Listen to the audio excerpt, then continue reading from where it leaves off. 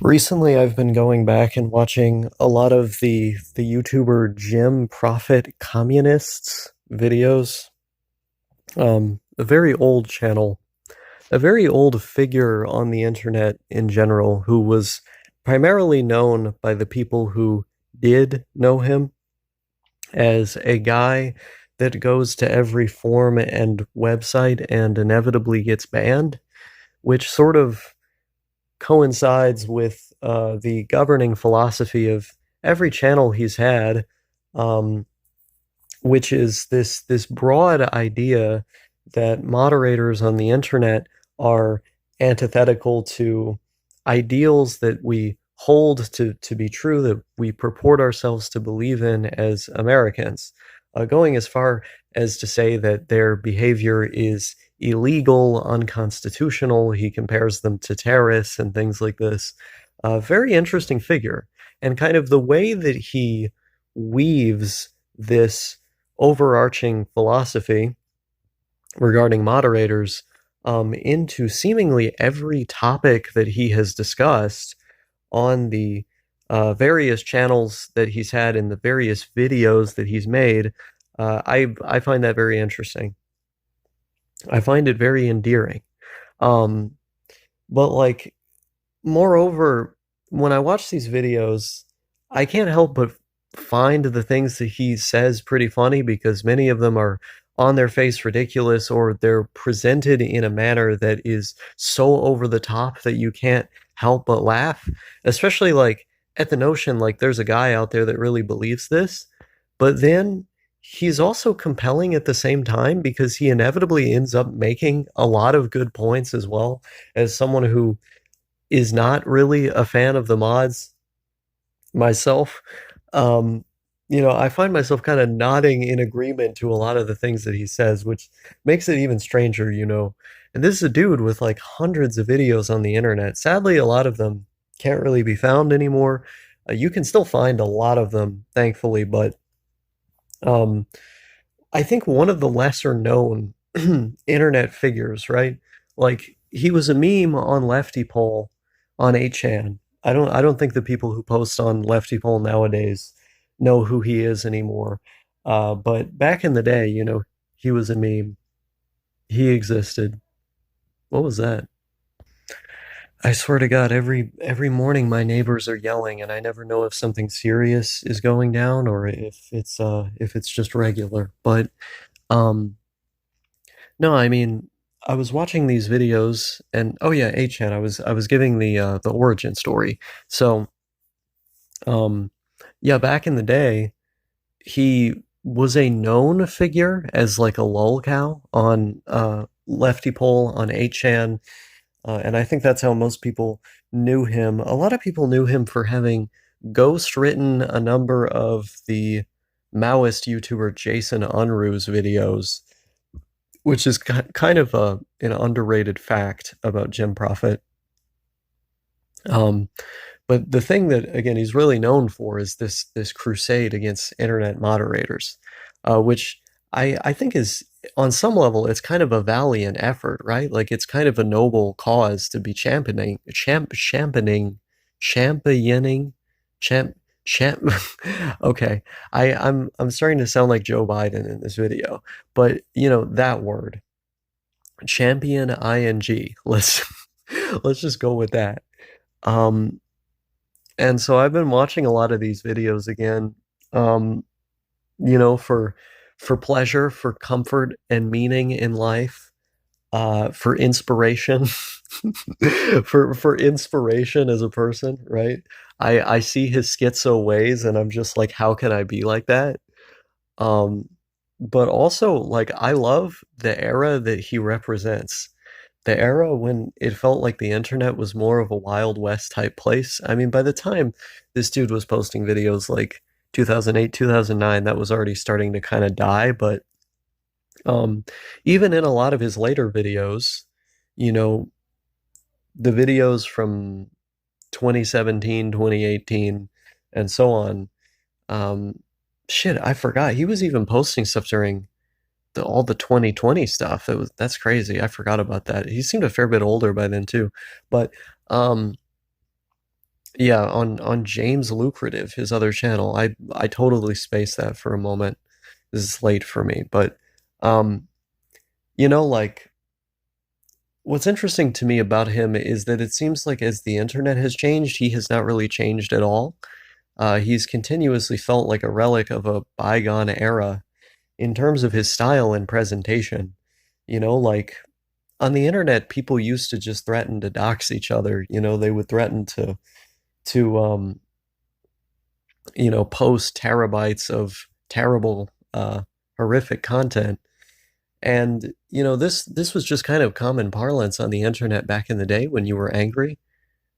Um, and he brings that out in a lot of his videos in very funny ways and like ways that kind of surprise you when they just show up.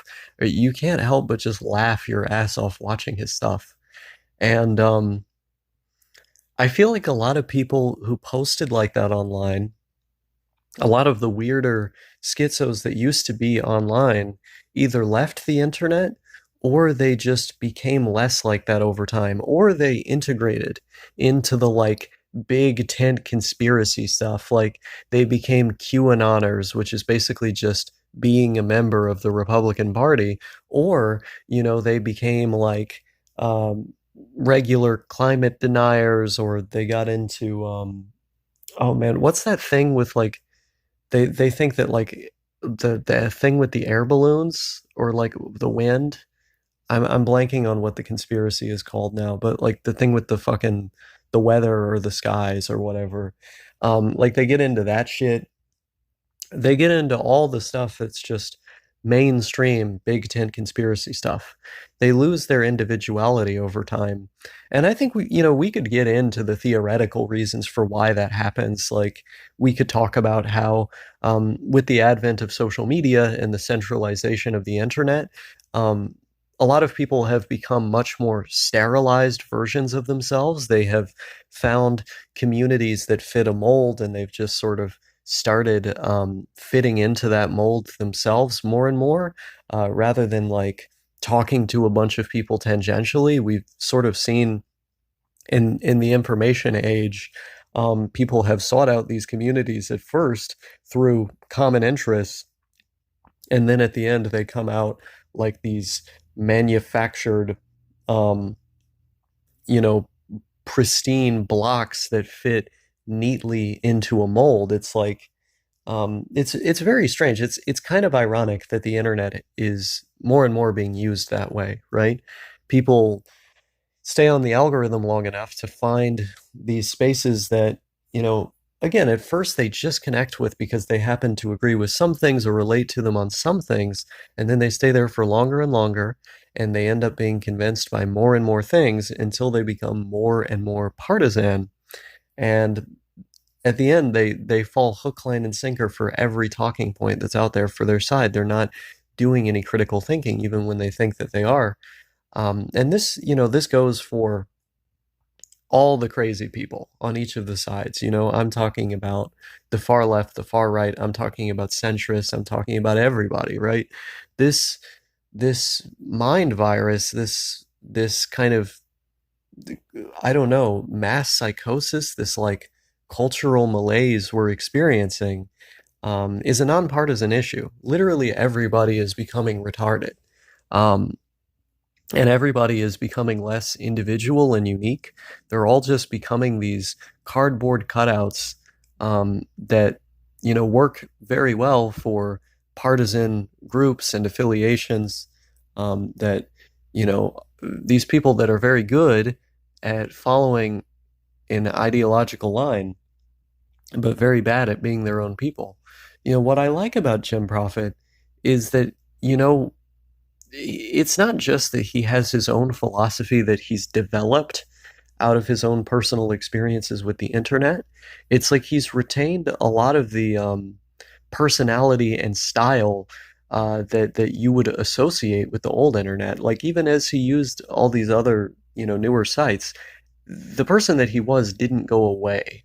And I think the strange thing that's happened is we've seen the person that a lot of people used to be has actually gone away over time, the more that they've used the internet. And I'm not just talking about young people here, definitely not. I'm talking about the older people as well, some of the people who are most affected by this. Because if you look at, for example, like the boomers and the older Gen X types that are on Facebook all the time, a lot of them are on Twitter now as well, and they're getting their news that way. Uh, they were normal. They were, even if they had some conservative views or, you know, mildly liberal views or whatever, a couple, let's say 10 years ago. I was going to say a couple years ago. That's not the right time frame. Let's say 10 years ago, right? They've just become completely insane now. I mean, have you talked to some of these people that are just out and about, right? Look at the before and after. Look at the before and after of, like a regular fisherman in the middle of Mississippi that, was kind of vaguely involved with politics in the sense that they had opinions on it. Um, Look at where that guy was 10 years ago. Now look at where they are now. They believe in all these crazy conspiracies. They think the election was stolen. They didn't even think the election was stolen like 5 years ago, this is something that they developed within the past 3 years, as the algorithm on X has been changed massively, as the as Facebook has become more permissive of these sort of things, as there's been more and more money generated as a result of this content and invested into this content, we've seen these changes happen. And I think it's the way that people are using the internet is creating this kind of mass psychosis. And it's not just about their personal choices either. Like, it's systemic, right? Like, you need a Facebook account to do some basic things in the world, right? Same thing with like WhatsApp and all this nonsense. It's unfortunate, right? It's very unfortunate. But it's the world we have created. We've allowed big tech to sort of run rampant in our society and do whatever they want, essentially, for like 15 years now. And it's created this world where oligarchs, the ultra rich, have these have these virtually untamed, unfettered platforms that are outside of the purview of the federal government or people who ostensibly would have an interest in a kind of independent media, forming with the intention of protecting the people from misinformation, or kind of curating a more civil or balanced discussion. Like, where are these guys? They're MIA, right? We have not put any guardrails on the new media.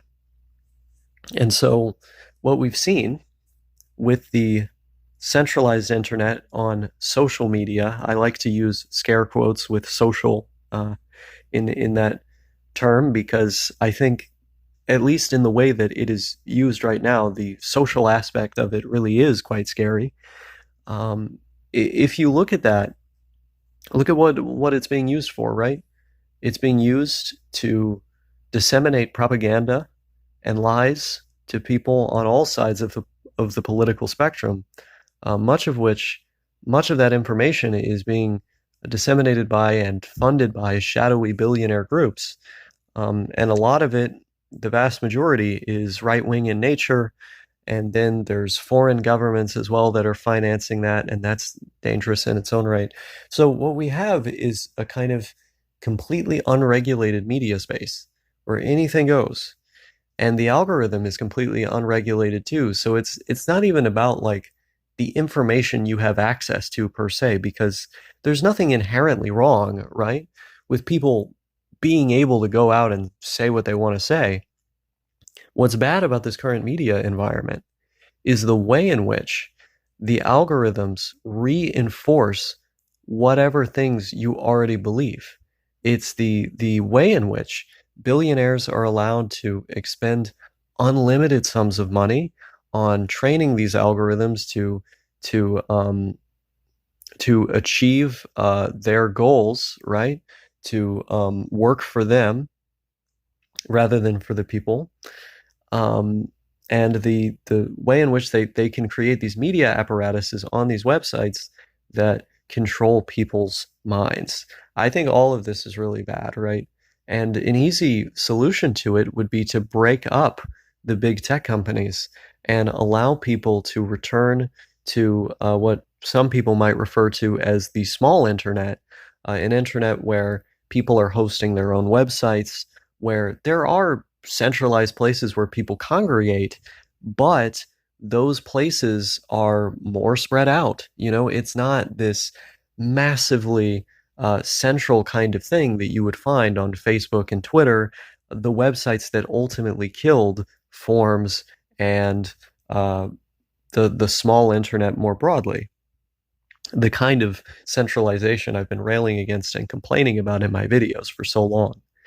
But all of this is a really rambly way to say I like his videos for many reasons, but one of the main ones that I wanted to explore here in particular is what he represents. It's the kind of internet culture that he represents, one in which, you know, schizos were running around everywhere and, you know, causing a hullabaloo and a ruckus and expressing themselves, right? Broadcasting themselves to kind of, um, you know, reference the original purpose of YouTube, one that I think the website in its current form has strayed pretty far away from, but I digress.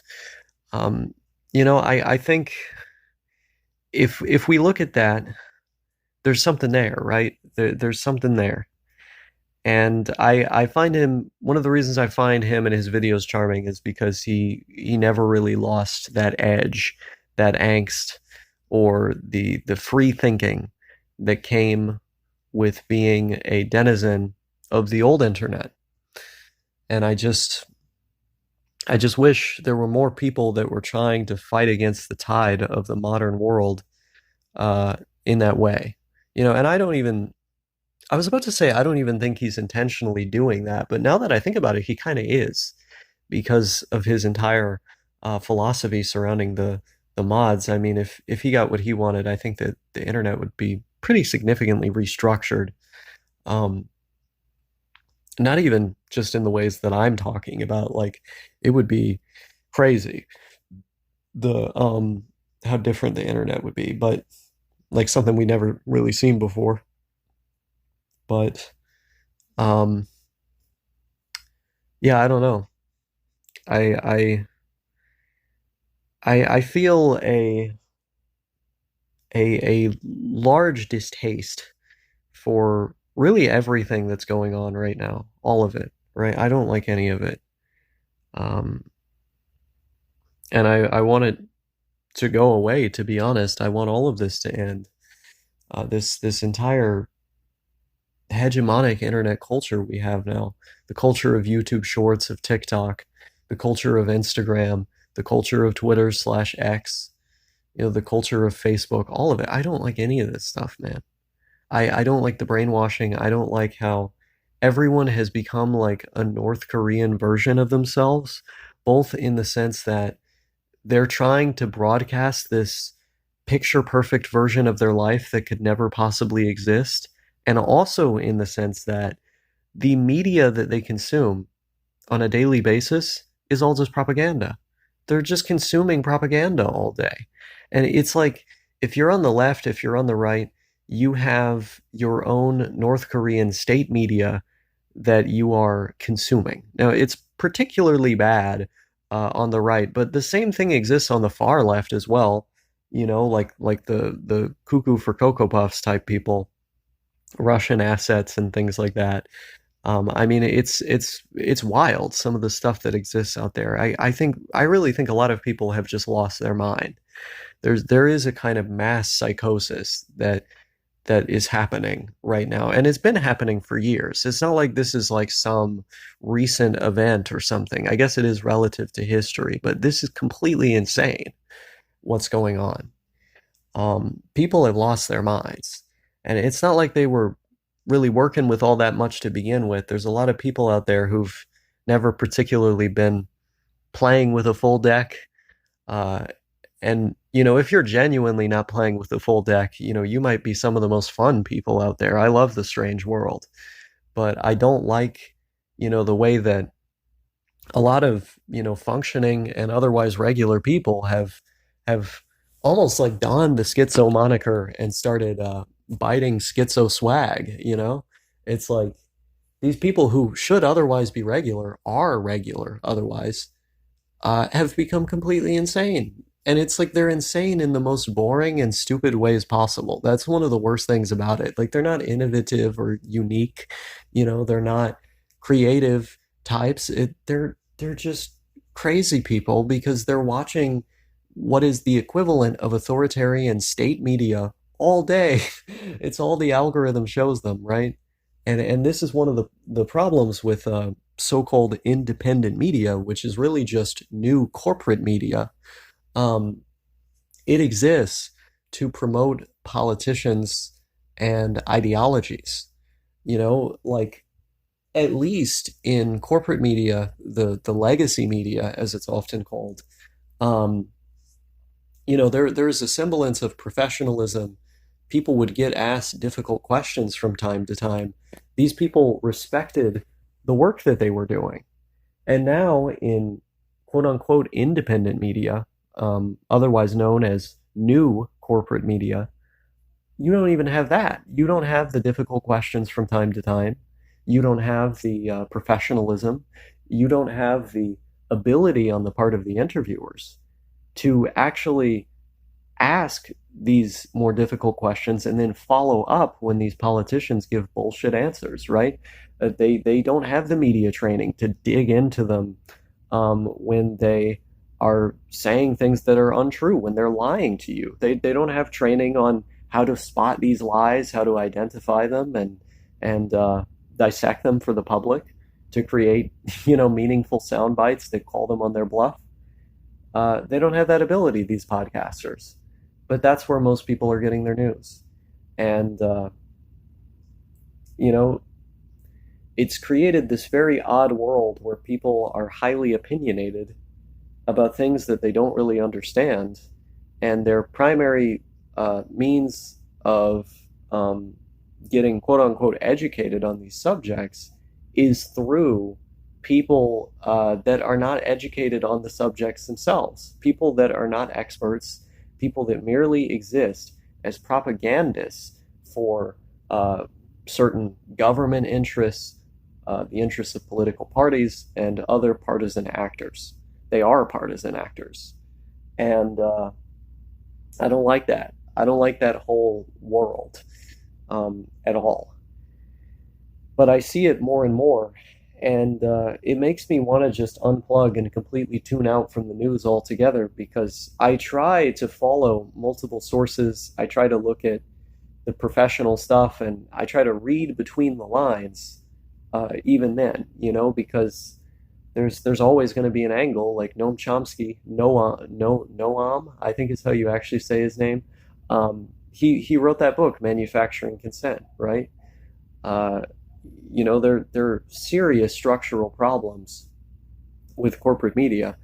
But it's like you look at the standards that existed there and you compare that to like the random stuff people see on their Twitter timeline all day, and it's like, oh my God, like I would rather go back to that.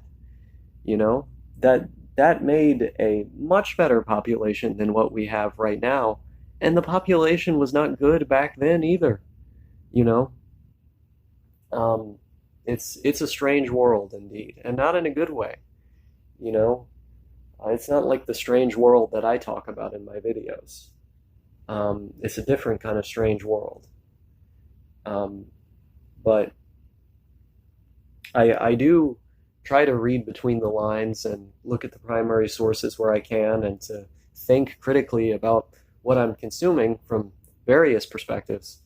But it's also tiring because so many of the events that are occurring now are as a direct result of this highly partisan culture where everybody is in their own misinformation bubble, where nobody is trying to look critically at all of this stuff. And you see these events that occur throughout the world time and time again now as a result of this ignorant and I don't want to say docile because they're definitely doing things. They're doing too many things, you know. This kind of um, this very ignorant but very active population. Um, it's sad, right? It's sad to see all the stuff continually going on as a result of each and every misinformation space that, you know, the people happen to live in these days.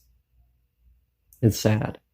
And a big part of me just doesn't want to follow this stuff at all, you know, just wants to chill, just stay away from politics altogether, because it's crazy. I mean, all this stuff is crazy, right? Like, I think a lot of people, you know, they try to be neats for their own reasons. They try to do it because they don't they don't like the world. They just want to doom scroll and complain about the world. I was never in that crowd. You know, I've always been here because I want to live my life happily. I want to be away from all the negativity. You know, I just want to chill.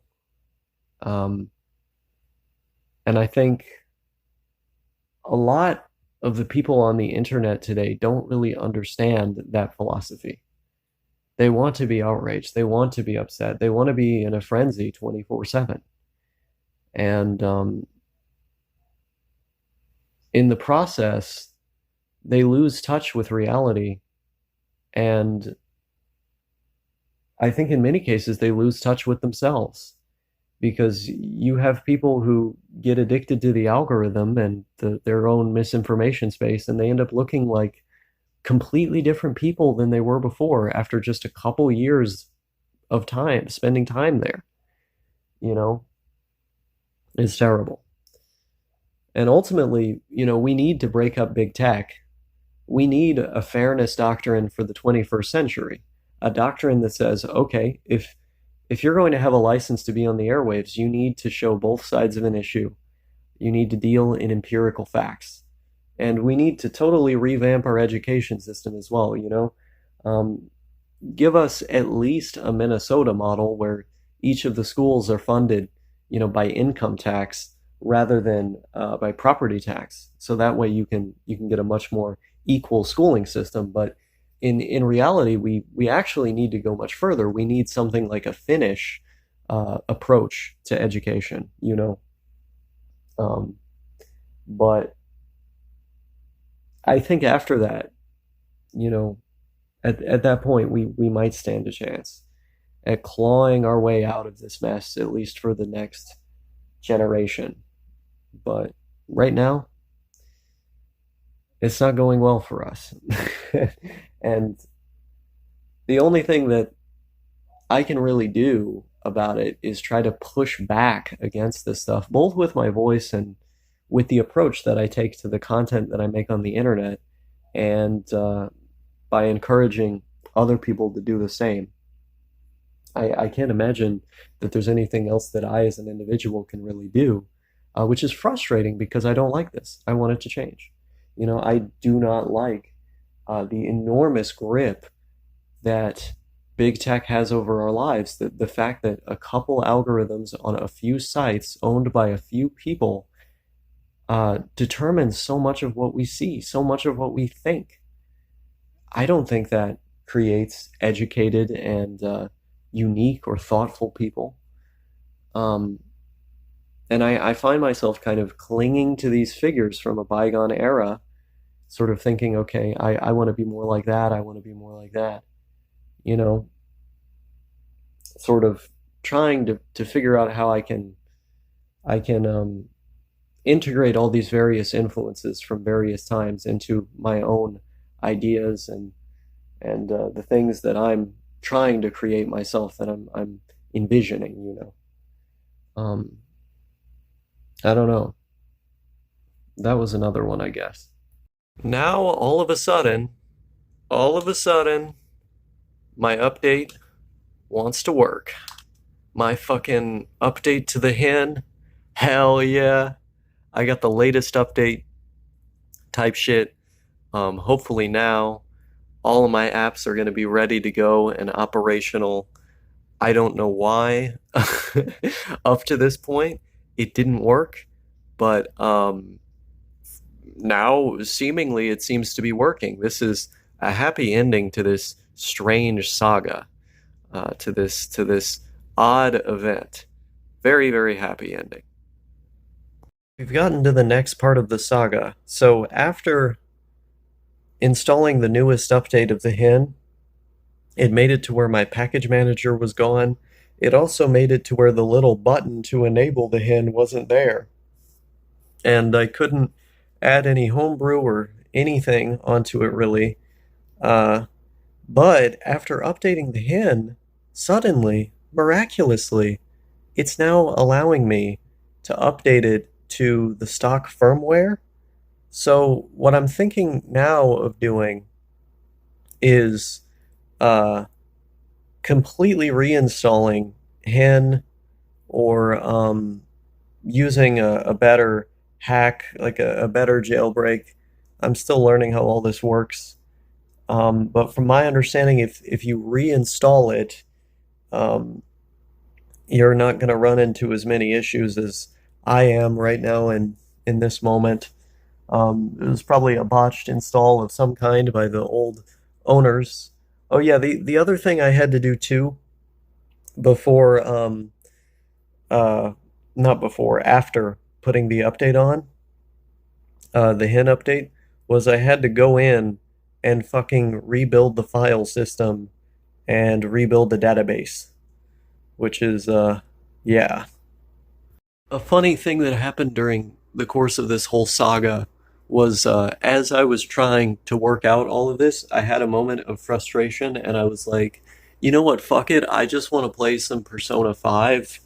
And so I tried to put it in the machine, and the machine doesn't take discs anymore. That's right.